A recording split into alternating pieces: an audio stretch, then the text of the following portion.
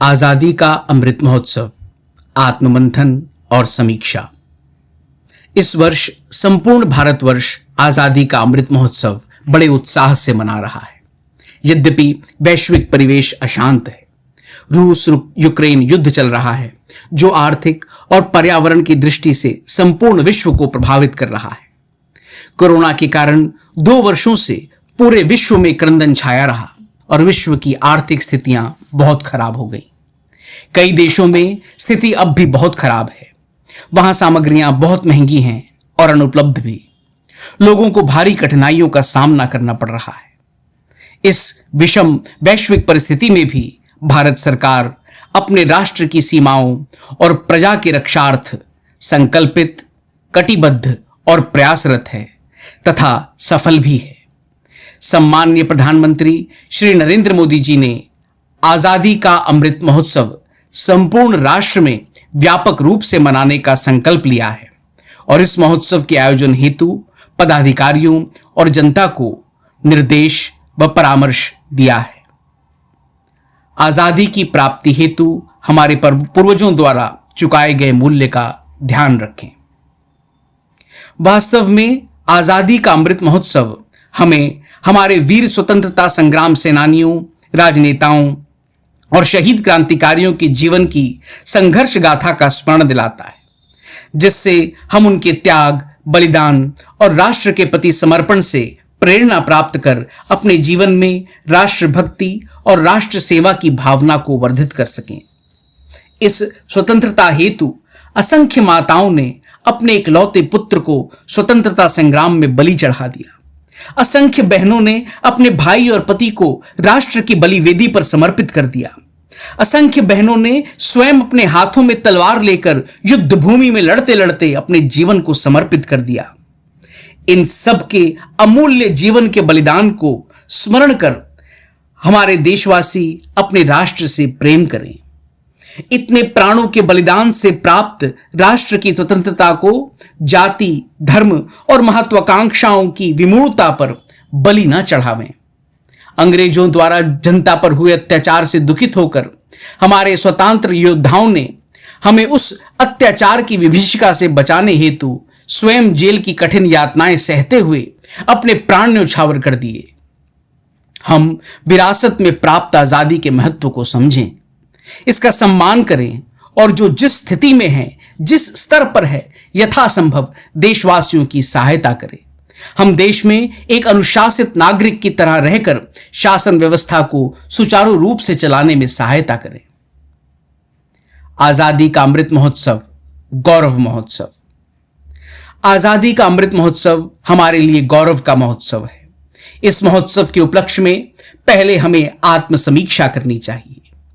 हम आत्मसमीक्षा करें कि 1947 में हम क्या थे और अभी क्या हैं। इससे हम में अपने चतुर्दिक विकास के गौरव स्वर्ण स्तंभ दृष्टिगोचर होंगे, जिससे हमारा गौरव, आत्मसम्मान बढ़ेगा और हम पुनः अत्यंत ऊर्जा के साथ इस राष्ट्र सेवा के महान कार्य में संलग्न होंगे।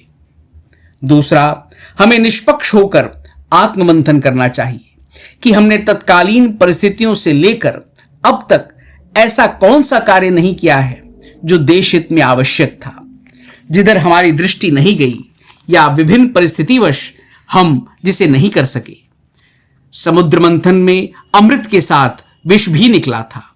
निष्पक्ष मंथन में अच्छे बुरे दोनों कार्य हमारे समक्ष आएंगे, जिसे हमें स्वीकार कर अच्छे कार्यों पर गर्व करना होगा और लोकहित में उपेक्षित कार्यों को पूरा करने का दृढ़ संकल्प लेकर यथाशीघ्र उसे पूर्ण करने के लिए प्रयत्नशील होना होगा।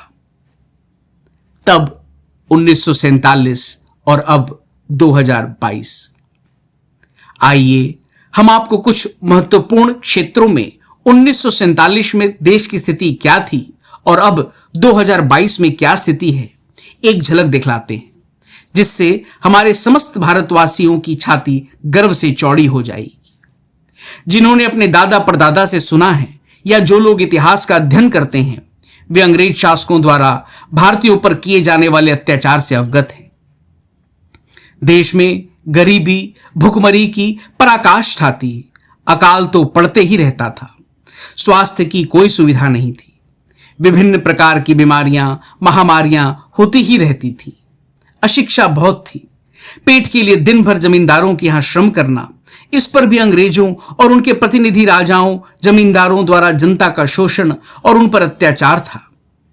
लेकिन जब हम आज के परिप्रेक्ष्य में भारत को देखते हैं तो पर्याप्त भिन्न अवस्था में पाते हैं।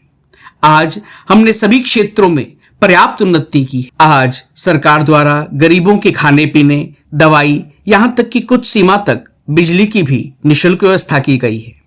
आरक्षण के द्वारा सरकारी नौकरियों में उन्हें आश्रय देकर उनकी आर्थिक स्थिति ठीक करने का प्रयास किया जा रहा है। उच्च शिक्षा हेतु सहयोग, प्रोत्साहन राशि के अतिरिक्त बिना ब्याज ऋण की व्यवस्था की जा रही है। कौशल विकास हेतु प्रोत्साहित किया जा रहा है। स्वास्थ्य हेतु आयुष्मान कार्ड, स्मार्ट कार्ड के द्वारा गरीब जनता की सेवा का प्रकल्प है। हमारी सैन्य शक्ति बहुत सबल है और हम पूरे विश्व में स्वाभिमान से जी रहे हैं। भारत की गरिमा और इसका महत्व वैश्विक स्तर पर बढ़ा है। हम अंतरिक्ष में जा रहे हैं, मंगल ग्रह और चंद्रमा पर उपग्रह भेज रहे हैं। अन्य कई देशों की तुलना में भारत में शांति और सुरक्षा है। ऐसा जो लोग सोशल मीडिया से जुड़कर वैश्विक परिस्थिति से अवगत हैं, वे लोग अनुभव कर रहे हैं। स्वतंत्रता प्राप्ति के समय और वर्तमान में विभिन्न क्षेत्रों में हमारी प्रगति का विवरण इस चार्ट से अनुमान किया जा सकता है। सैन्य क्षेत्र में स्वतंत्रता के समय कुल सैनिक 5,73,000 1918 और 2022 में 51,37,500। साक्षरता दर 1947 में 12% और 2011 में 74.4%। शिक्षकों की संख्या 1947 में 1.88 लाख और 2018-19 में 1.4 मिलियन। स्वास्थ्य दर 1950 32 वर्ष के नीचे, 2019 59.66 वर्ष। इंजीनियरिंग कॉलेज 1947 में 36 और 2021 में 71,000। डॉक्टरों की संख्या 1950-51 में 47,524। वही संख्या 2020 में 1.2 मिलियन। स्कूलों की संख्या 1950-51 में 2,39,000 और वही संख्या 2018-19 में 1.6 मिलियन। कॉलेज 1950 और 51 में 498 और 2020 में 42,343। 1950-51 में विश्वविद्यालय 27, 2020 में 1,043।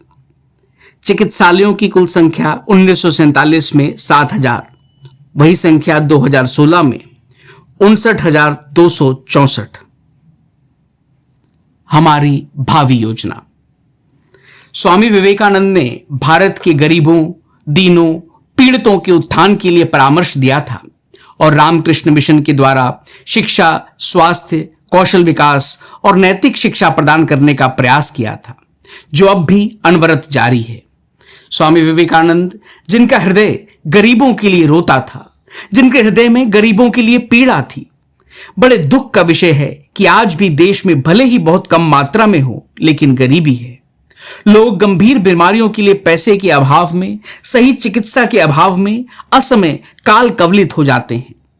जनहित में संचालित उपकारी योजनाएं भी ठीक ढंग से सामान्य जनता तक नहीं पहुंच पाती। ठगी, डकैती, हत्या, अत्याचार, भ्रष्टाचार प्रतिदिन हो रहे हैं। प्रतिदिन अखबार के पन्ने इनसे भरे रहते हैं। इस पर अंकुश लगाने के लिए प्रशासन और प्रबुद्ध नागरिक दोनों को सामने आना पड़ेगा। जब तक इन पर अंकुश नहीं लगाया जाता, तब तक पूर्ण रूप से स्वतंत्रता का संकल्प पूरा नहीं होगा। इतिहास साक्षी है कि योग्य संतान नहीं होने पर वंशानुगत प्राप्त राज, संपत्ति और कुल गौरव सब नष्ट हो जाते हैं। हमारे पुरखों ने अपने बलिदान से हमें स्वतंत्रता प्रदान की है। इस स्वतंत्रता की रक्षा हमें एक प्रबुद्ध नागरिक बनकर, एक सच्चे देशभक्त बनकर, एक सच्चे जन सेवक बनकर करनी है। अतः आइए हम सभी भारतवासी यह दृढ़ संकल्प लें कि हम भारत से समस्त अल्पमात्र शेष गरीबी, अशिक्षा, अस्वास्थ्य, कुशासन, भ्रष्टाचार, अत्याचार को मिटा देंगे और अपने जीवन के अंतिम सांस तक एक सदाचारी, सर्वश्रेष्ठ, सबल विश्वगुरु भारत के निर्माण में सतत प्रयत्नशील रहेंगे। ओम शांति शांति शांति। हरि ओम तत्सत। श्री राम कृष्णार्पणमस्तु।